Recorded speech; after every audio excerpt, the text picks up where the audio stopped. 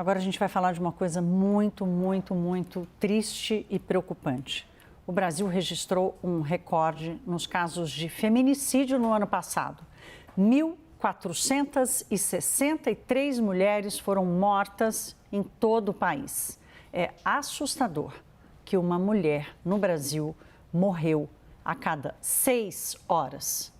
Esses dados são do Fórum Brasileiro de Segurança Pública e nós vamos ver agora a reportagem de Adriana De Luca. No país da Lei Maria da Penha, as mulheres continuam morrendo por serem mulheres. O novo estudo realizado pelo Fórum Brasileiro de Segurança Pública mostra que o Brasil registrou 1.463 casos de feminicídio em 2023. Isso quer dizer que a cada 6 horas, uma mulher foi assassinada no país. É o maior número já registrado desde a tipificação da lei em 2015. Embora a gente tenha cada vez mais essa presença do Estado na legislação, na vida cotidiana das mulheres, a gente não está tendo isso. A gente está tendo cada vez mais registros maiores de mortes, e se a gente não olhar para esses números com a seriedade que eles merecem, a gente vai acabar naturalizando uma situação que ela é inaceitável. Entre 2015 e 2023, mais de 10.500 mulheres foram vítimas de feminicídio no Brasil. Segundo o levantamento do Fórum, 18 estados apresentaram uma taxa acima da média nacional no ano passado. O estado mais violento para mulheres é o Mato Grosso, com 2,5 mortes por 100 mil habitantes. Na sequência, aparecem o Acre, Rondônia e Tocantins, seguidos pelo Distrito Federal. A região sudeste do país tem a taxa de feminicídio abaixo da média nacional. Porém, foi a região que registrou o maior crescimento neste tipo de crime entre 2022 e 2023. São Paulo, por exemplo, está entre os estados que têm os menores índices. Mas, neste período, registrou um salto de mais de 13% no número de mulheres assassinadas. Um relatório da Rede de Observatórios da Segurança, divulgado nesta quinta-feira, mostra que entre 2020 e 2023, o Rio de Janeiro foi o estado que teve o maior número de mulheres mortas por armas de fogo, ao contrário dos outros 8 estados pesquisados, que tiveram mais crimes provocados por armas brancas. O estudo também mostra que o Rio quase dobrou o número de casos registrados de violência contra a mulher. Segundo o levantamento, a maioria dos agressores é o parceiro ou o ex-parceiro da vítima.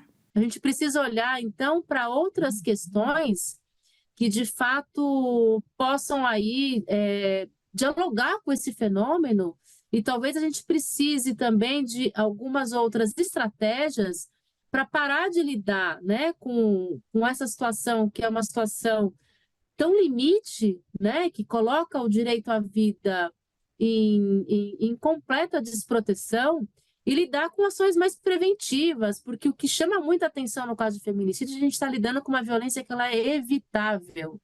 Ela é evitável. E a gente tem mecanismos para lidar com isso, e precisamos, então, de políticas públicas que dialoguem com essa necessidade. Já temos em tela aqui a nossa convidada de hoje. Nós chamamos Marina Ganzaroli, que é presidente do Me Too, grupo que ajuda as vítimas de violência sexual a romperem o silêncio. Marina, obrigada por ter aceito conversar com a gente. Eu quero começar desse finalzinho da reportagem que a gente viu, a questão da prevenção. Aqui no Brasil, muitas mulheres, por exemplo, encontram preconceito ou um despreparo nas delegacias e nas forças de segurança quando vão denunciar uma violência que pode se transformar no feminicídio. Como atuar nesse estágio da luta da mulher contra a violência? Bem-vinda, boa noite. Boa noite, Thaís. Boa noite a você que acompanha o Prime Time CNN. Esta fala que termina a colega do Fórum Brasileiro de Segurança Pública é essencial, né? O feminicídio é uma morte evitável. Nós temos pesquisa, dados, estudos, ciência baseada em evidências que nos diz exatamente como, quando devemos atuar e como a saúde e a segurança podem fazer uma intervenção eficaz. E ainda assim, somos o 5º país do mundo em feminicídio. A Lei Maria da Penha é um marco regulatório de enfrentamento à violência doméstica e intrafamiliar excelente, considerado pela ONU o 3º melhor do mundo. Mas ainda assim existe um abismo entre o que está escrito na lei e a prática. Exatamente isso que você comentou, Thaís.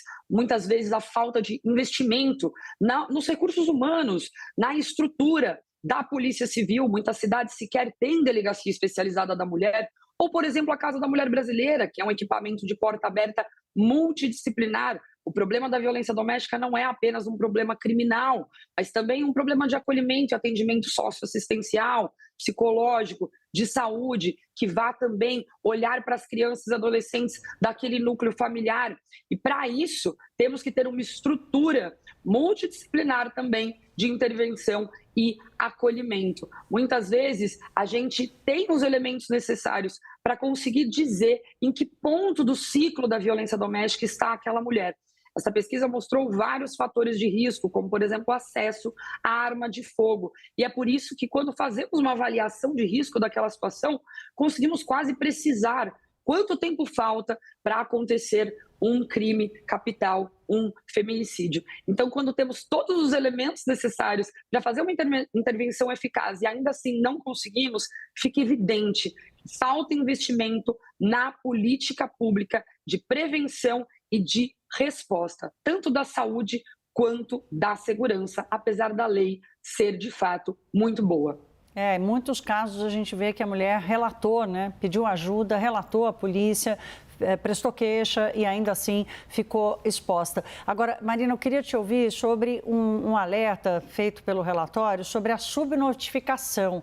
Há estados em que os especialistas desconfiam que esteja havendo uma subnotificação, estados que têm histórico de violência. O quanto esse cuidado no tratamento dos dados, ou seja, para nos dar mais transparência do que está acontecendo, afeta, inclusive, a formulação de políticas públicas? Com certeza. Para além de um problema de acesso a dados, boa parte do abismo que temos entre a realidade e as notificações que chegam à saúde e à polícia se dá precisamente por esta falta de confiança no sistema. Essa mulher, além de se sentir muitas vezes culpada pela violência que está sofrendo, porque sofre um estigma e um preconceito da sociedade, ela também não vê com confiança o sistema de justiça ou de resposta à situação que está vivendo. Não sabe quem buscar, não reconhece aquele problema como um problema jurídico, não tem acesso a um equipamento público que vá fazer esse acolhimento, tem medo de ir até esse equipamento quando conhece onde é o endereço, ou às vezes não tem o recurso para ir até esse equipamento público. Então, para além do abismo que temos entre as notificações e a realidade, temos também esse reflexo nos dados e, portanto, na política pública que não consegue ser, de fato, desenhada e gerida para a realidade. Sabemos que é, sim, um problema intrafamiliar e doméstico, mas um problema público, de saúde e segurança pública. E é por isso que nesses 18 anos a gente vem batendo tanto na tecla de que em briga de marido e mulher se mete sim a colher, porque esse é um problema de toda a sociedade. É verdade. Marina, rapidamente para a gente terminar, é importante você nos contar aqui sobre essa ferramenta do Me Too que vocês vão lançar amanhã no Dia Internacional da Mulher. Estamos lançando o Me Too Brasil em parceria com a Escuto, um 0800, um atendimento absolutamente gratuito em todo o território nacional e também para brasileiras no exterior que podem acessar o serviço e receber orientação socioassistencial, jurídica e psicológica gratuita. Muitas vezes, Thaís, o que falta para as mulheres denunciarem é um acolhimento, uma orientação, é informação sobre os seus direitos, para então poder acessar a justiça e viver uma vida livre de violências. O encorajamento também, né? O encorajamento pode salvar vidas. Nós conversamos com Marina Ganzaroli. Marina, obrigada, parabéns pelo movimento. Ela que é presidente do Me Too Brasil. Obrigada a vocês, uma boa noite. Boa noite, minha cara.